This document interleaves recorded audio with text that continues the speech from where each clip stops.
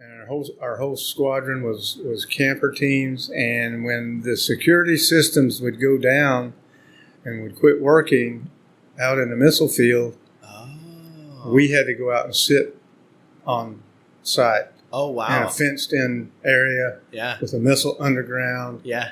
And we stayed there for up to 3 days until they could come out and fix it. Welcome back to Privy.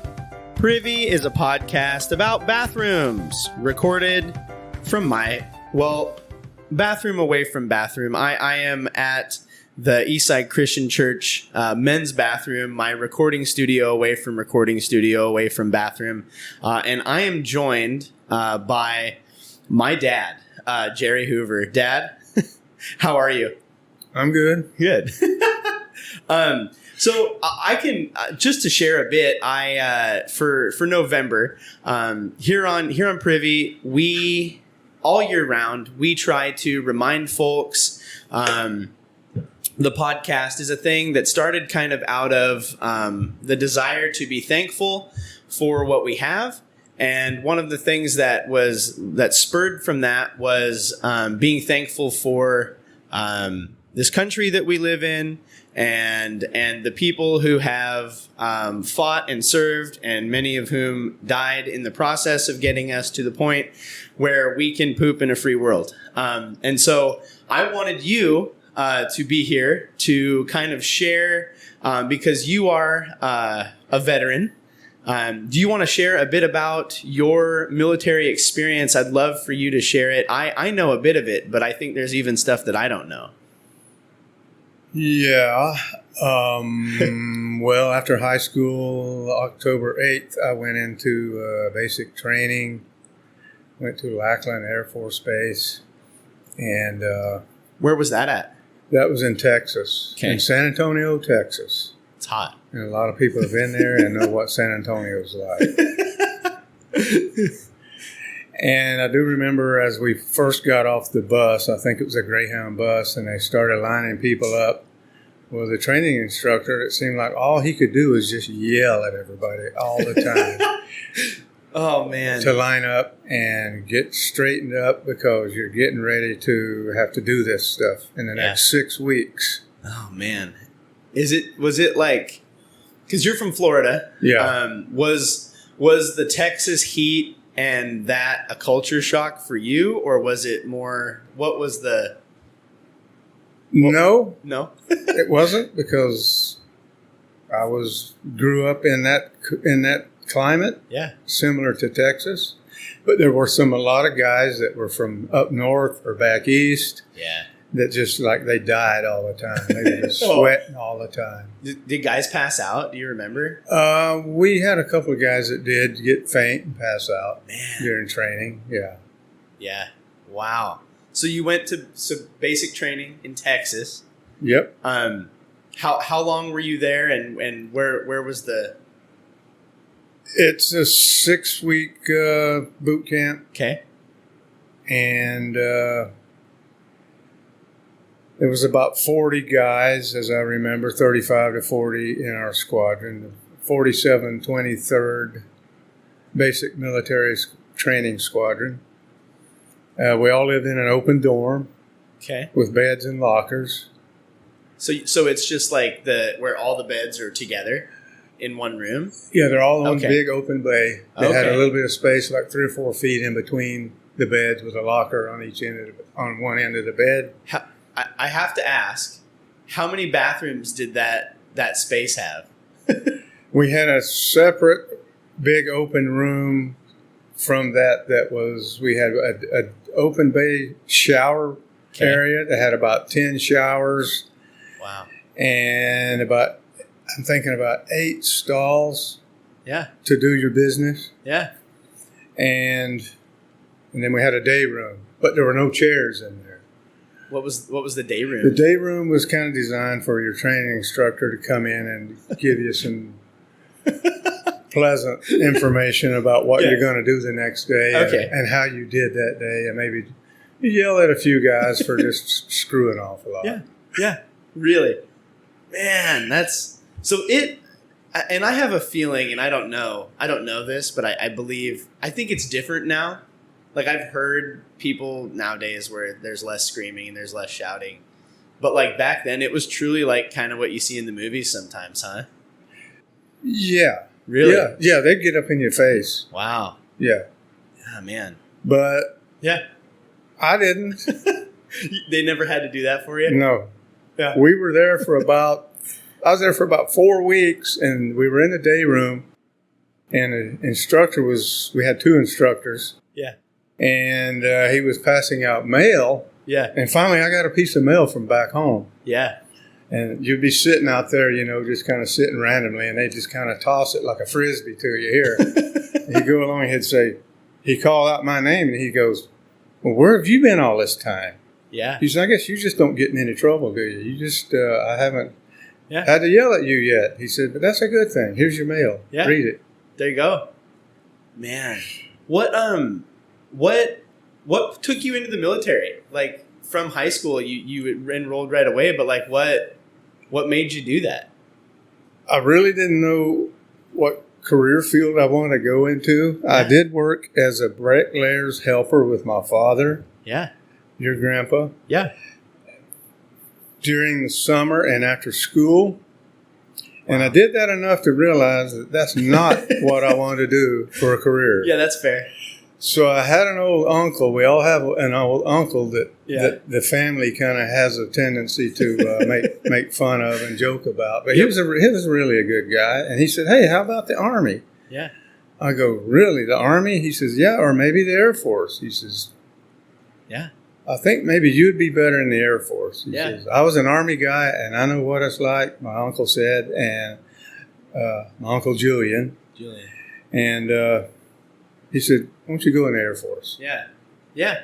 So basic training, you're in Texas, and when that's done, where did you go from there? Did you go back to Florida or? No, I went to, I think it was a 7 or 8 week security police training school, and that was also in Texas. They always put them where it's hot. Yeah, put them where it's hot. Yeah. Oh my gosh. So was that related to the military, or was that just a separate thing, the security police thing? Yeah, it was related to the military. It was just my career field. They suggested that I went into because of the test that I took in high school. If you're going to consider a military career, they give you what they call an ASVAB test. Yep, they still do it. And they still do it and say, this is what you're geared towards. Yeah. And that's where I went. Did you think that was accurate? Like, yeah. Yeah? It felt right? Yeah, it did. That's good. Yeah. That's cool to hear, though, because I think, like, if there's kids listening, I think a lot of times kids take that test and they're like, what is this going to tell me? And it's cool to hear what that does. You had administrative, you had different ones, and mechanical. I kind of leaned towards mechanical, but this seemed to be good at the time. Yeah, security and that type of thing. Huh, very cool. Get to carry guns, shoot guns. There you go. Have a good time. So after that training, where did that take you? So you're still in Texas. Where did you go from there? I got my first base assignment. When they handed that to me in the dorm, they handed out assignments because that was kind of what was coming up. And I looked at it and I go, Malmstrom Air Force Base, Montana. What country is that in? Yeah, that's fair. And it could not have been farther from home for you, probably. Exactly. Yeah. That was not on my wish list. Yeah. Yep. The frosty forbidden north. Yep. So that's your first stop. It was right away Malmstrom, huh? Yes. Yeah. Yep. Wow. So what is, and I can kind of share what because I give you a little, my perspective of Malmstrom, because it always existed. Do you know what I'm saying? Growing up, it was never not there. And so to hear you not know about it is interesting, because I guess in my brain, it's just, it's Malmstrom. Everybody in that area knows, but if you're not from there, I guess that makes sense. So did you live on base at first? At first, I lived in a dorm. Yeah, we had 2 guys per room in a dormitory. Yeah. Yeah. How long were you with Malmstrom? My whole first assignment, 4 years. Yeah. It's a Minuteman missile base. Okay. Yeah. Yeah. And I was on a what they call a camper team. Okay. And our whole squadron was camper teams. And when the security systems would go down and would quit working out in the missile field, we had to go out and sit on site. Oh, wow. In a fenced-in area with a missile underground. Yeah. And we stayed there for up to 3 days until they could come out and fix it. Wow. So you guys literally camped? Yeah, we camped in a camper. Okay. Truck camper. Just drove it out there. Wow. But they're not as plush as they are today. They weren't very plush. No. Yeah. Wow. So you secured these missile silos. Okay. Yeah. And then, so how long, you did that for 4 years, you said? Up to about my 3rd year, I did that. And in my last year, I got a cushy job in the vehicle security police vehicle section. Okay. And I was the guy that handed out vehicles and checked them out and made sure they were ready to go. Yeah. So it was a nice cushy job to have right at the end. Yeah, that's nice. So then your 4 years are done. At that point, is that kind of one of those moments where I need to decide, am I going in this long term or am I going to go do something else? Is that kind of when that happened? Yeah. So what did you do? I know, but what did you do? Or at least I think I know. Well, I got out and... oh, really? I didn't realize that. I got out after my 4 years. Oh, wow. And I had just gotten married. Yeah. And so I was out and working another job in the city there in Great Falls as I think it was a parking attendant. Okay. In the town there. Yeah. Checking parking meters and stuff like that. Yeah. And then in the meantime, I said, I got this military experience. They were looking for people to join the Air National Guard. Yeah. I go, wow, that'd be easy. Go 1 weekend a month. Yeah. Pretty good paycheck. You get a bonus just for going in. And so I went in there. Yeah. And so it started out, it was going to be 1 weekend a month? Yeah, 1 weekend a month, 2 weeks in the summer for your summer training. So that grew from there. Yeah. How did you get to the point where you were doing that, I think, full-time? Yeah, I went full-time. I called it Active Guard Reserve, AGR position. Okay. And they would come open from time to time because people do retire and attrition takes over and people move along and they need an opening for a full-time position. And it was also aircraft base, so it was the first time I got to work with aircraft instead of sitting on top of a missile site watching the tumbleweed blow by in the wintertime. What were you doing you're guarding the aircraft? Is that right? Yeah. Okay. Yeah. And it's like big boy aircrafts. Yeah, F-106s at first. Yeah. And we'd work night shift and go out there, and they were parked, and we had to hang out and be there. And we had some on alert that were ready to go in a moment's notice. Right. Just, if they see something in the sky that they need to go and intercept it, we had pilots sitting in a little dormitory, and they were ready to jump in their cockpit and take off. Yeah, wow. And then soon those planes went away, and we got the nice modern F-16s. Okay. And that was a lot of fun too. Yeah, when I was born, you were there. I remember growing up. This was what you were doing, and I don't know how much you want to share, but what were some of the highlights of, or maybe not even highlights, but big moments of your time in the Guard? Up until the time in the Guard, did you have any significant bathroom stops that were this was a challenge or strange bathroom experiences? Well, like Even I say, in training? back in basic training, it was pretty modern, other than being a more open stall, environment. Like no doors? They had no doors. I do remember stalls, but there were no doors on the toilets. Okay. And the shower area, again, like I said, was open bay. And they always joked about if you drop your soap, don't bend over to pick it up. Because you're in here with people from all over the country and you don't know who they are. Yep. Until you get to know your troop friends. I think just be cautious. I think what's wild is I think that's something that people regularly say when they are referring to like prison life. Yeah. So the fact that like it's translating over is just it's striking. Yeah. Man, yeah. So the open stall, is there a toilet located straight across from you? Like they were side by side. Okay. Yeah. So they're not like head on with each other because that would be that would be a disaster. Yeah. They were away from the shower area. Okay. And then the sinks, they had sinks similar to this where you could see the plumbing underneath. They had like 8 sinks. Yeah. But the thing was, and we finally caught on to it about our second or third week of training, because the instructor would come in once a day while we were out training, and he'd do an inspection.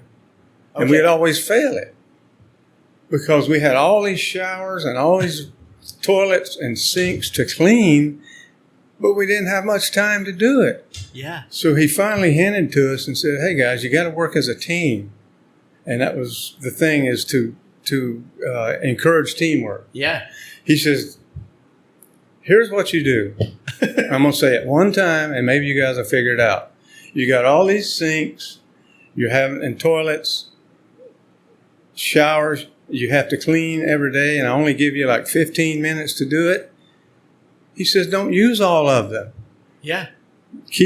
Only use maybe 3 of them, and then the others, keep those polished and inspection ready condition. Yeah. He said, when you get up in the morning, figure it out who's going to do the showers first, who's going to do the sinks, and who's going to go to the bathroom, and just use those 3 items in each area, and that's all you have to clean. Keep the others ready to go for inspection. And when it's time to clean, boom, you can do it in 15 minutes. And that's what we did, and it worked. Yeah. So they have kind of extra toilets and showers and stuff. Yeah. I mean, they're usable. They're there to use. And we were dumb, and that's what we were using it until we got figured out. Once you guys had your three toilet system, was there anybody that ever went rogue and went to one of the other ones just because it was clean? And oh, yeah. Yeah. But did they get hazed? Peer pressure, enough would cause them to, maybe I won't, make sure you clean it. Yeah. And if we get in trouble for it, it's on you. Yeah. Did they, oh man, yeah. Did they ever what did they do to him? Just harass him or? Have you ever heard of short sheeting? No. If you had a person that just wasn't getting it, you could, while they were in the bathroom, you could short sheet their bed. And what that means is they got the sheets folded on the bed. You would fold it back so that the sheet is halfway. So when they get in bed and go to stretch their legs out, it ain't going to happen. That was just minor stuff. Yeah, like that, but that's still good though. Yeah. Wow. So then, when you made it to the guard, was the bathroom situation? How was it there? And you can even talk about well, I know on one time in the guard we went to Fort Harrison. It was back in the 80s for some training during a summer camp. Where's that at? That's in Helena, Montana. Okay. And it was an Army training base, and we went there to do some training, and it was all open bay again. Okay. Except there were no doors. No doors, no walls, just toilets. A row of about 15 toilets. So you're literally right next to right next to your buddy, elbowing. When you're reaching for the paper, you might bump into him, but yeah. But maybe that's the way they did it in the Army, but that was an Army training base. And I remember the showers were open, and we were on cots because we were just there for temporary training. That's and weird. And then a time in Indian Springs, I think that's Nevada. Okay. They had stalls with doors. Again, open bay showers, etc. Yeah. But getting to the toilet paper, we haven't talked about that yet. It seemed to be all the government issued toilet paper was really rough. Yeah. It's kind of like the stuff they have at the school. Yeah. Probably was. Josh Wehrman and I recorded in the porta potty that sits outside of Timber Ridge Middle School here. And the toilet paper in that porta potty is better than the paper they give us at the school. Oh, wow. It is 100%. But so they had pretty rough paper. Yeah, you could go to the commissary and buy your own if you wanted to keep a roll in your locker. Oh, okay. Did you ever do that? Yeah. Yeah. Really? Yeah. Wow. But I'm talking about post basic training. Yeah. In basic training, you didn't get to do exactly what you wanted to or have what you wanted to have. Right. But once you got through that 6 weeks of training, it was more laid back and more casual once you got to tech school. And then once you got to your first base, it was like, okay, you're an adult now. Right. Interesting. Yeah. So I remember I knew you had a couple of deployments. One was to Hawaii, and I know that sounds weird, but what was that? Can you? I don't remember that very well because I was like 8 or 9 or something. Yeah, it was for some. It was a small deployment with just a few handpicked people. It was for some. At this time, it was for some computer training. Oh, okay. We were starting to go computers and putting everything in computers and that stuff. And I went, and it was a short time. I think a week. Yeah. Might have been 2 weeks. Yeah, I don't remember you being gone long. Yeah, it was an easy place to go. Yeah. For a couple of weeks. And we went to the beach. Yeah. And I remember at the beach, being originally from Florida, we had some Montana friends that went, and they got sunburned. I mean, bad. Yeah, like lobster. Right.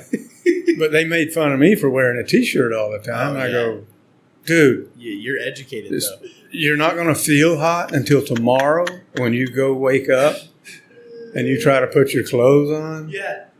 And that's exactly what happened. Yeah.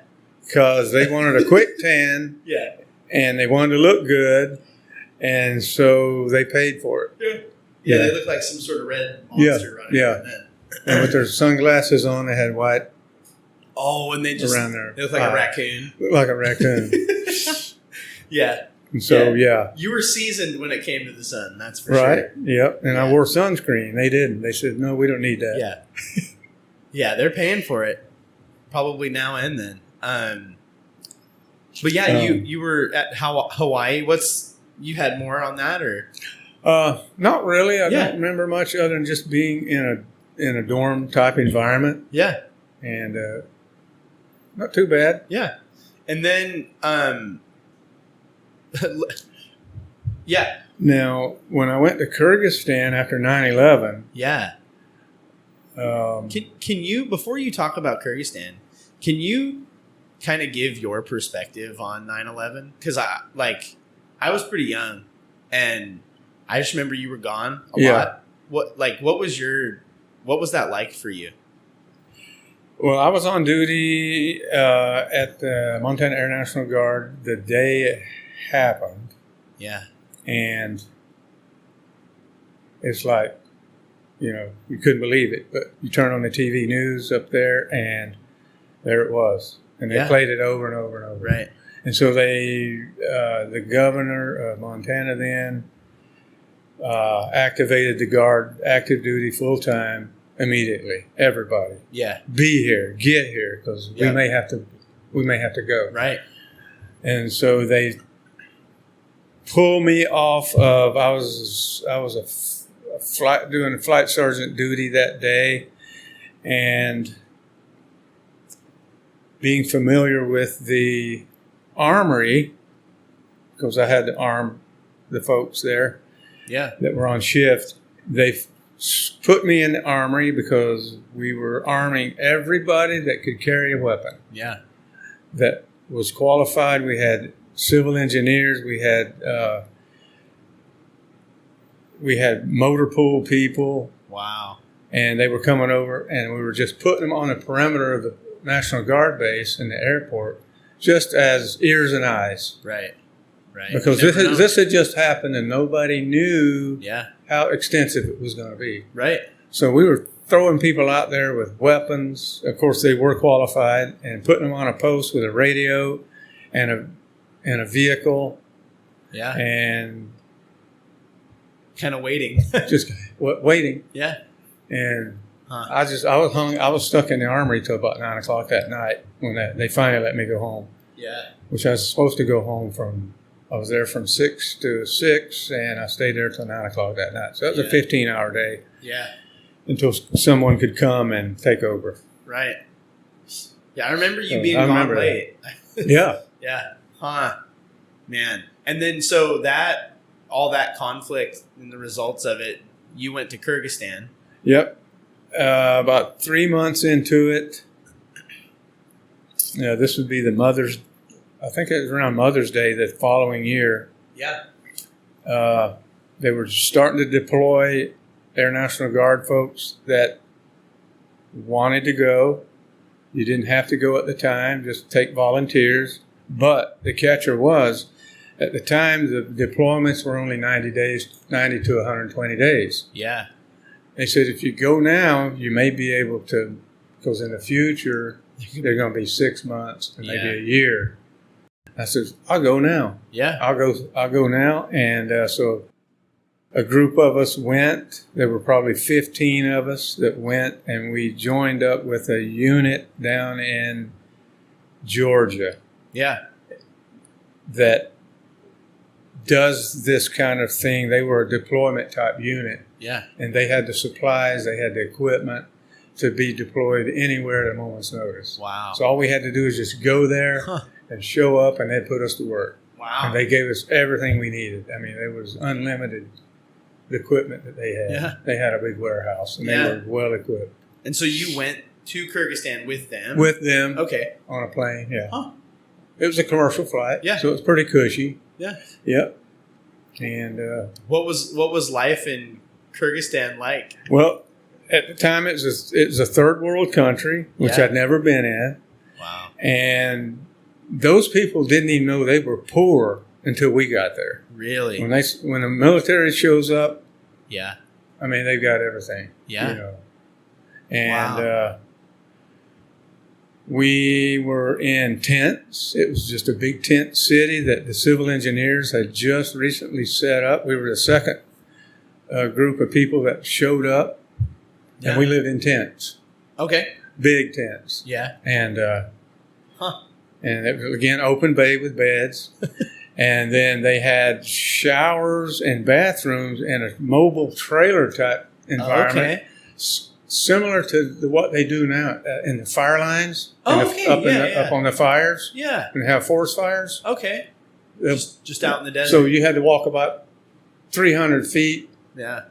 Like about the size of a football field to get to those, because they were separated from the living area. Yeah. Okay, that makes sense. And it was all on, they gravelled the whole area, kind of like your yard. It was solid gravel. Really? Yeah, they just went in there and just gravelled everything. That's crazy. And your tent was sitting on gravel. But it's like in the middle of nowhere, kind of, in Kyrgyzstan, or is it near? That was near the Gansy Air, it was called Gansy Air Base, Kyrgyzstan, but the airport was probably had a wild name.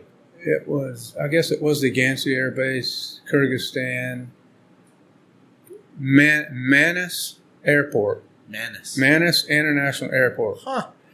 And I think today you can look it up, and it's still an airport. But yeah, our civil engineers went in there, and they set up a tent city, and then we came in for security.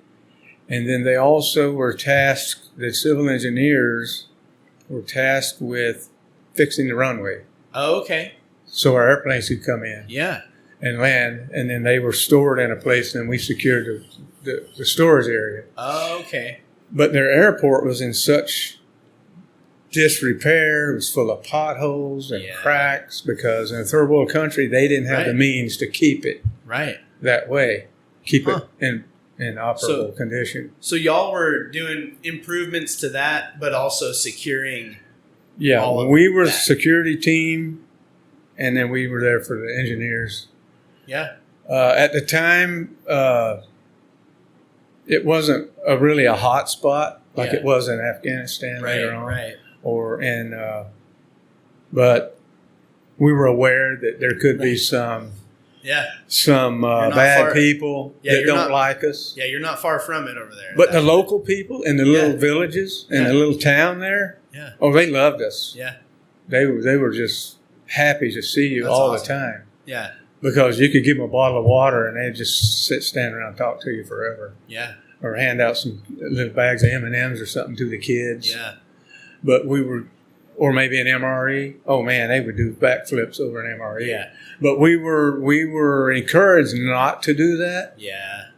Become too friendly. Right. Because they could get in the way or become maybe a burden. Right. When you're trying to that's do tough. your job. That's tough because you could help so much, but you can't because it's not what you're. Yeah, that's tough. What were the bathrooms like in Kyrgyzstan? Again, they were in a trailer. Oh yeah, that's right. They were open bay type. Did you ever have to not use that? Like, was there ever a moment where did you get sick? Like, I always hear like when you go to another country, I'm blessed and fortunate that I did not ever get sick. Really? But they did tell you don't drink the water. Right. But guys would forget and use the ice cubes. Oh yeah. And they're made of water. Yeah. Don't use the water. They had containers like you see at Walmart. With all those big containers on the back of a train. They had those packed with bottled water. Oh, wow. And they had them scattered all over the base. Yeah. And you could just go, and whenever you needed water, just get whatever you wanted. Wow. If you needed 3 or 4 cases of water and go put in your tent, you just went and got it. Yeah. Yeah, and they said, drink bottled water. Don't drink the local water. So the guys that went for the ice cubes, they get diarrhea? Yeah, they might go to a local restaurant that was off the base a little bit, and that's where they got it. Yeah. Yeah. Because those people that live there, it didn't bother them. Right. They're used to it. Yeah, they're used to a little bit of filth. Yeah. Oh, yeah. You always hear about water in all these countries and all that's in it. And wow. So you were there for 3-4 months, 3 months? I was there for 108 days. Okay. Yep. And I didn't go back. Yeah. Because there's other guys that wanted to take their turn and go, and that was okay with me. Right. But while we were there on our security post, we secured the outer perimeter of the airport. Yeah. And we also secured the weapons storage area for the bombs that the airplanes carried. Oh, wow. And also alert area where the 4 aircraft were on alert all the time. Huh. And they had pilots that could 5 minutes or less, they could be in the air. Is that for like air defense or? Yeah. Okay. But at the time where we were, there was no real action. Right. But they may have had to go over to Afghanistan. Right. Over there. And they'd have to fly over the Himalayas. Wow. And in those, they called them, we had some areas that were in towers. Okay. Lookout towers. Yeah. In the storage areas. Uh-huh. So you were up off the ground about 35 feet. Ooh. And you had to climb up there.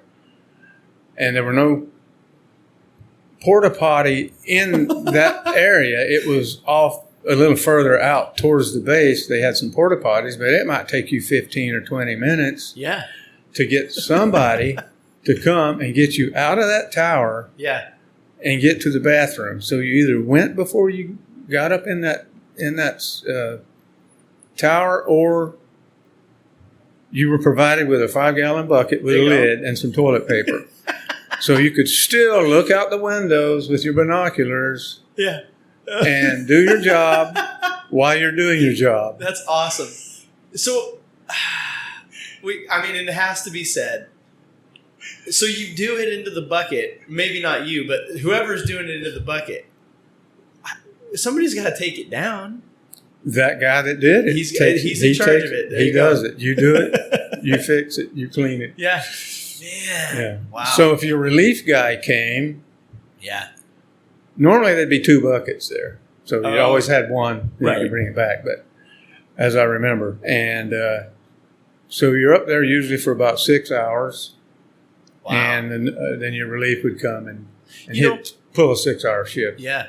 These kids at the high school, I don't think they can go more than 30 minutes without having to go to the bathroom. And I kind of want to just stick them in one of those towers and say, figure it out. Just to train them a little bit. Like, there's a skill to be learned about holding your bathrooming.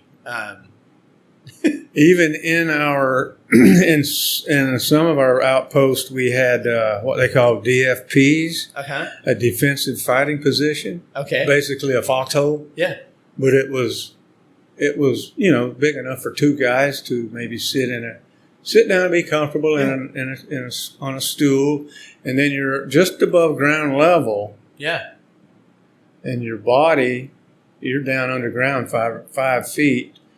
And all that you can see is up above where, from your shoulders up, but you're looking out towards the outer perimeter of the base. Oh, okay. So if you saw something suspicious, if you're looking, you were kind of hidden, camouflaged, and it was kind of bunkered up. I mean, if you knew what you were looking for, if you were a would-be perpetrator, you could probably figure out where those were. But those guys also had a bucket, but didn't take them quite as long to get somebody to come and get them to the bathroom. Right. They still had one. And I was fortunate to have a supervisory job as a flight sergeant, and that was my job. They gave me a quad, an ATV. Yeah. It was really nice. And it had a nice basket and stuff on it, and I could carry water, and just things to the guys that were out on post. And we did night shift, and I would use that ATV, and I would go from post to post throughout the night, and drive up to them, see how they're doing, and if they needed that bathroom break, boom, they could hop on the ATV and run down to the bathroom, about a 5-minute ride, come back. And I'd stay there, and that's what I did all night. Just go from post to post to post. Yeah. And then the guy that's over me, he was back at the main base tent where our control center was. Okay. Yeah. And he was there. And then if I needed something, I'd just radio him. And sometimes they'd come out in a Humvee. Okay. And also got to run Humvees. Yeah. That's cool. Yeah. But we secured the perimeter of the base because of the military activities. There were also civilian aircraft that came in, too. Oh, okay. Yeah. But our military transport planes would come in with supplies. Huh. And so knowing they were coming 15 minutes prior, we had to take a team to go out in a Humvee 5 miles out on the perimeter and just be a lookout. Yeah. Wow. So when they came over the runway, we were out there, and if we saw something suspicious, we said, "No, don't land." Yeah. But that never happened while we were there. Huh. And they would land the plane, and they would unload it, and the pilot would pull out his credit card and give it to the airport manager. He would come out, and they had to actually pay to use the... Yep. The U.S. government had to pay to use their airport every time an airplane landed. That's wild. Yeah. Huh. Because they were banking on getting the money from the military for just using their airstrip. You ever have any idea how much they were paying every time? Around $5,000. Wow. Every landing. I mean, that's probably not even that bad, but like... Well... course, that's 20 years ago, too. Yeah, that's true. Yeah. And that's what one of the pilots told me. He said, we're pushing about $5,000 every time we land to unload this plane. That's... Yeah. Wow. But you need it's stuff. Weird. I mean, they needed the stuff, and even though we were there to help them financially, too, with everything that was going on, I guess the property that we had the base on was probably rented. Yeah. Interesting. Huh. That's all the stuff you don't think about. And even the base we had guys up in towers on each corner of the base. Yeah. Huh. And they'd be up there and they'd see people drive by in their old cars, their old beat up cars, you know. That's the best they could do. Right. Because they were a third world country. And you didn't see a car go by that didn't have less than 5 or 6 people in it. And some people were riding on the hood. If you're going to go, you're going to make your trip. You're going to make your trip worthwhile because they would leave the little village and kind of go into town. Yeah. And sometimes you'd see people out in the middle of the night walking to town. Huh. And the farmers, they'd go out at night and do their farming at night because it was cooler, being about 95 to 100 degrees at night. Oh, that's why we chose. That's why our group chose to do night shift because in the day. That's why y'all do training in Texas. Yeah, exactly. And while we were in training, they had bottles of water. They would say constantly, "Drink water." Yeah. Drink water. Drink water. Yeah. To expand your bladder and to hydrate. That's crazy. And they said over there's plenty of water. Yeah. You made it, and you made it through. You're back safe. And, yep. How many more years did you do after that before you retired? About 12, I think it was. Yeah. Yeah, that sounds right. Yeah, let's see. Well, no, that was during 9/11, so I had just been in the Air National Guard full time about 5 years, 4 or 5 years. Yeah. Yeah. When did you retire? In 2007. Yeah. Wow. And you did, how many years was that? That was, I had 4 years active in the regular Air Force at Malmstrom Air Force Base. And then I was in the Guard 7 years, and then I went active Guard for 20 years. Wow. So over 30 years total. So yeah, the 4 years and the 20 years were active, and then the 7 years Guard also count for your retirement. Wow. And so on a point system. Yeah. Yeah. That's wild. Like I haven't even been alive that long. That's crazy. Well, do you have any other stories from your military time? Or I have some things that I ask everybody, but I don't want to, move on from it if you have more to share. No, that's pretty much it in a nutshell. Wow. All the activities over there. Yeah. Being in a tent city in a third world country, and Yeah. You got to see some things you weren't used to. They say if you go to Mexico, you can see a lot of the same stuff. Yeah. People kind of living out of huts. Yep. Yeah. Doing they dig the hole in the ground. That's the toilet. Yep. Wow. Yeah. Well, first of all, thank you for your service. I don't say that often enough. Had my whole life to say it. I don't think I've said it enough, but it means a lot, and it's cool to hear the whole thing because I knew bits and pieces, and I kind of was an onlooker for some portion of it, but there's a lot of moving parts. So and there could have been more that I might have missed, but given time, I'll let you know. Yeah. It might be a part 2. Who knows?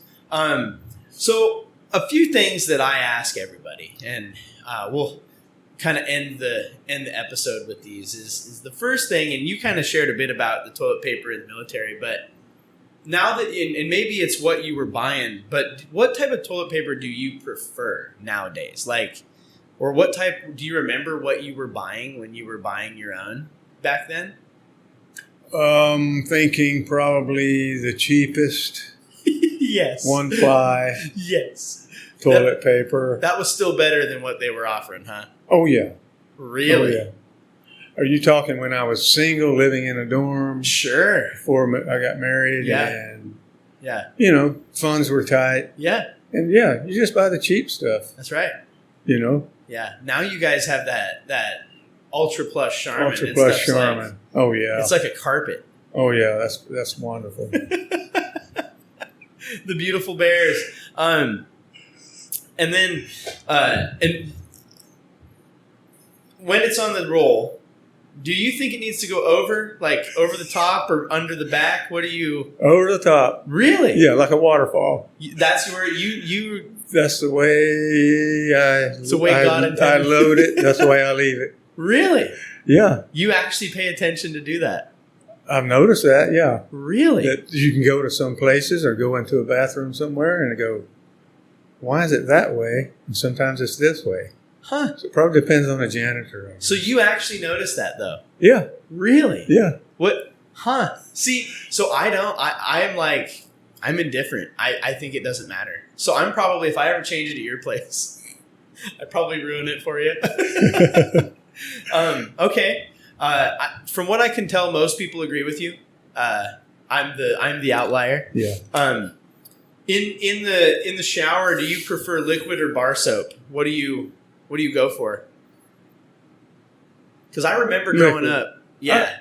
Yeah, liquid because that's probably what the wife uses. Yeah. I remember growing up, you dabbled with the Irish Spring bars. Yeah, I love it. I remember that. Yeah, Irish Spring is good. Yeah. Did you ever, when you had those, did you ever carve them? Oh, yeah. While you're in the shower and stuff? Oh, no, not while I was in the shower. But did you carve them at all? I did. I took a pocket knife out one time just to see what how it would move and how it would slice. How was it? It's kind of fun. Taking a wax, like a candle or something, but maybe a little softer. Were you just in the bathroom doing it, or you just... No. Oh. No. Garage, yeah. Huh. Yeah. Interesting. What is your opinion on baths? How do you feel about baths? Maybe occasionally. Okay. It's good to take a good warm, soapy bath. Yeah. Yeah. Yeah. You gotta shower first. I can't get past it. It's weird to me. Yeah. I haven't probably had a type bath in months, but or longer, but it's probably good. Relaxing. Yeah. Yeah. The shower is good. You want to? Oh, you can share too. What have you been doing since you got out of the military?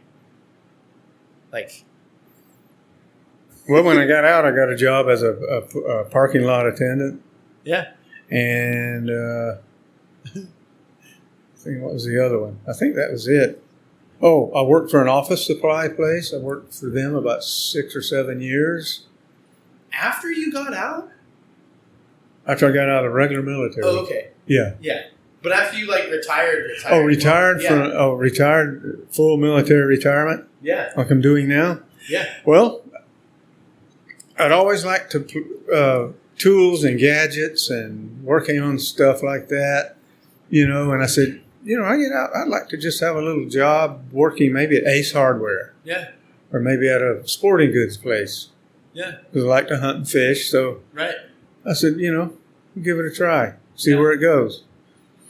So, you're getting down to your last 2 or 3 months of your military days.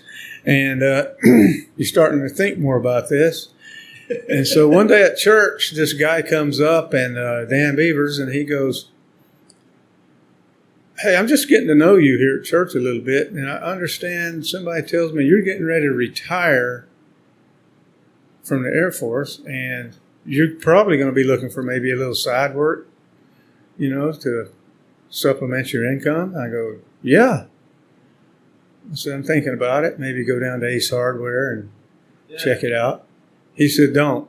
He says, "I have a job for you. Yeah. Yeah. I have the perfect job." I said, "Well, what is it?" He said, "Well, first I'll tell you, the pay is good. You're off on weekends," which I never had for a long time. Right. I didn't have holidays off, birthdays off. Christmas, New Year's, I rarely had off. Right. He said, "You'll have all those days off, and you don't have to work in the summer either." And he said, "I've already got the job laid out for you. You're in." I go, "Really?" He says, "Yeah, here's my business card. come up and see me as soon as you can, and we'll set you up so when you retire, you're ready to go. Yeah.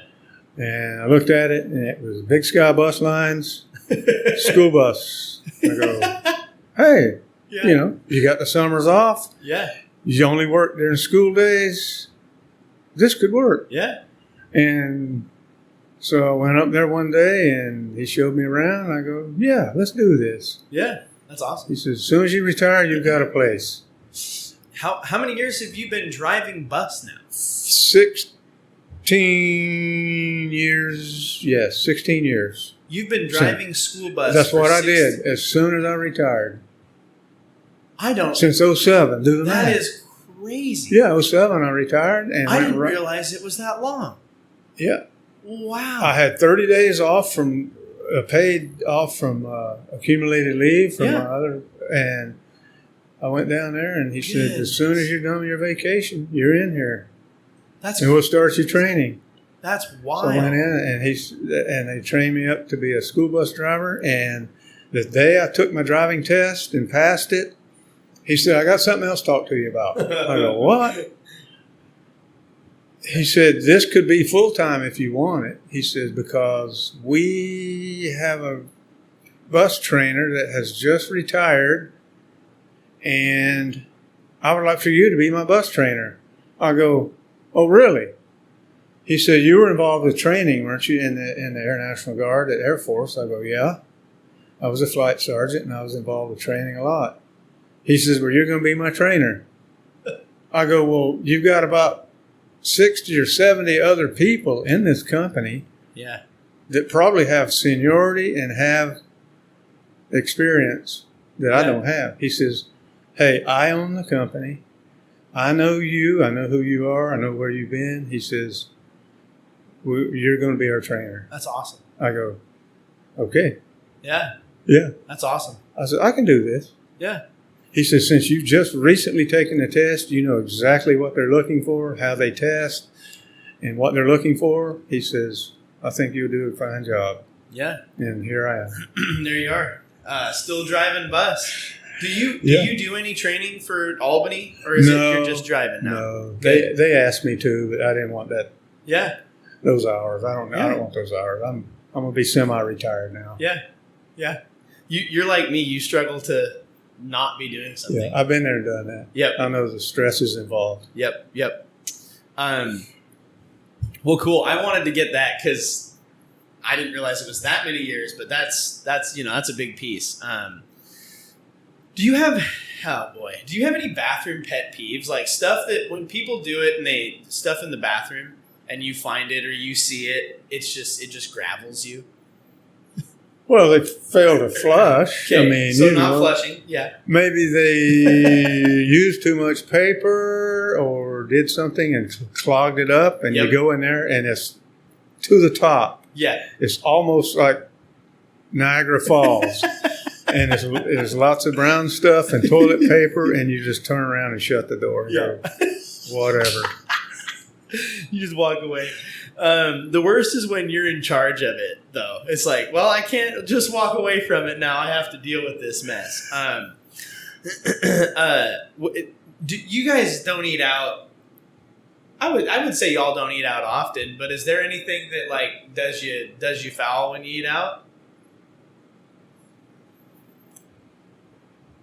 Not so much. Yeah. I've noticed. No, yeah. I'm one that can eat just about anything. Yep. And do okay. Yeah. I'm thinking that maybe I got your digestive thing. Yeah. Yeah. You keep a little more vegetables in your system though than I do. Have you ever taken a dark shower? Shower in the dark. I can't remember if I have. So I will tell you, I almost exclusively do this. Like I don't shower with the lights on almost ever. Like at our home, I just turn the light off and shower because I don't know. It's something about it. It helps you wake up better. I don't know. So anyway, I started doing that at Corbin. Oh, that's where I learned it. Guy there was like, "Hey, dark shower, you should try it," and never went back.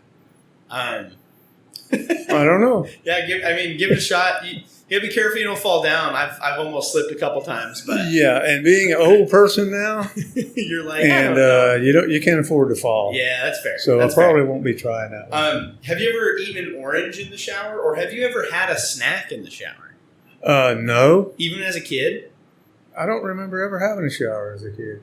In eating in the shower. Oh, eating in the shower. Yeah. I think most of them kids we took baths. Yeah.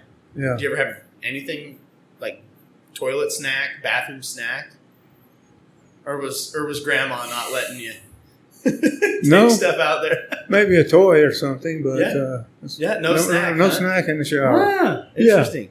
Yeah. So I'll save that one. How many? Yeah. Have you?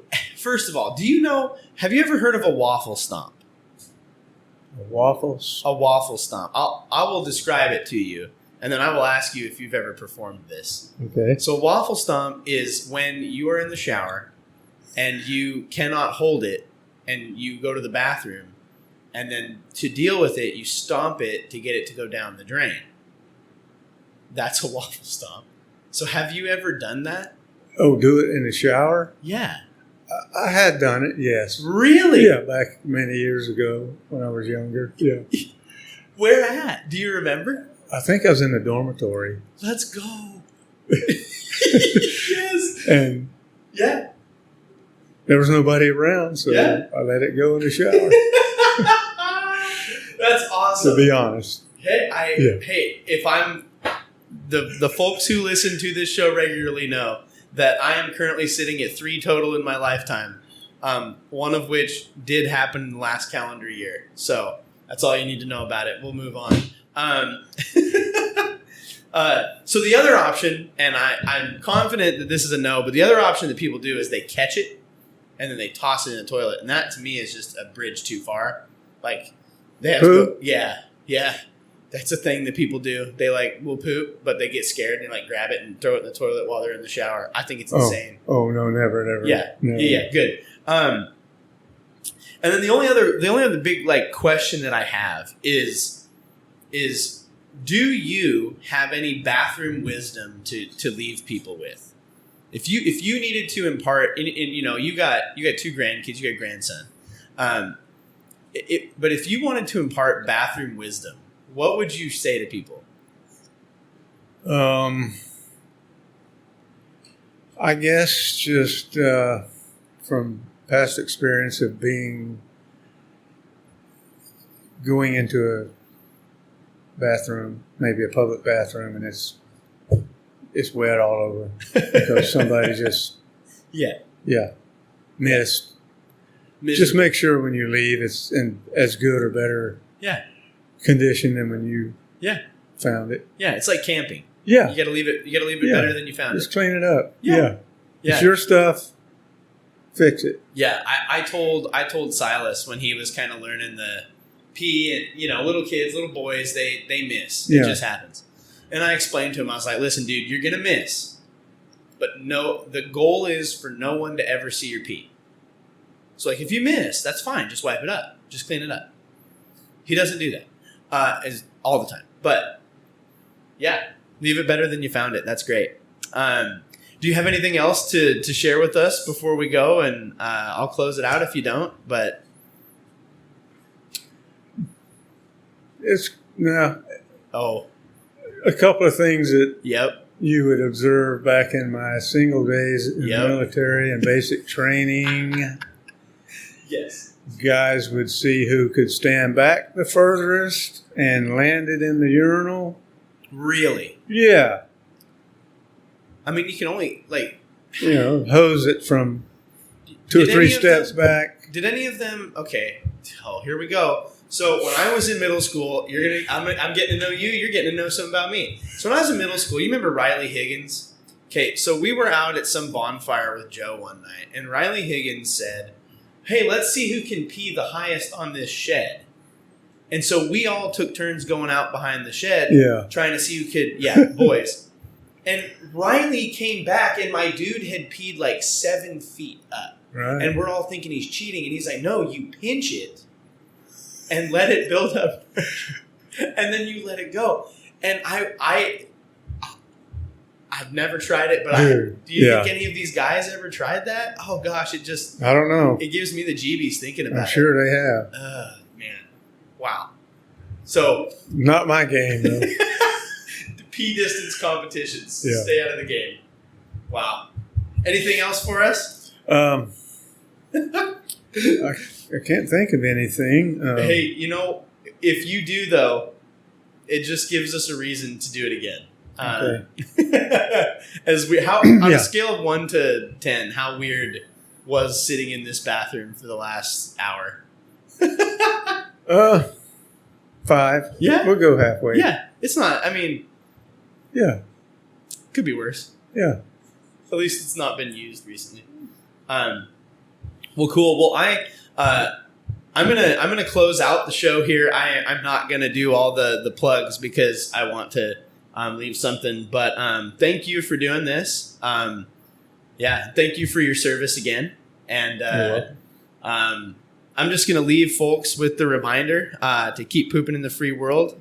This is gonna be coming out either on or around Veterans Day. So thank a vet. And the Wounded Warriors Project is matching funds until the 19th of November. So if you go there, they have a donor who is matching up to, I think, $100,000. So if you have been on the fence with the Wounded Warriors, now is a good time to do it because those funds get doubled. So do that to remember and help those who have served, make this world a little more free, and a reminder to keep pooping in the free world. Dad, thanks for being here. Thanks for all you do. I'm gonna flush one of these urinals back here. This has been another episode of Privy. Keep pooping in the free world. And now, as always, don't forget to flush.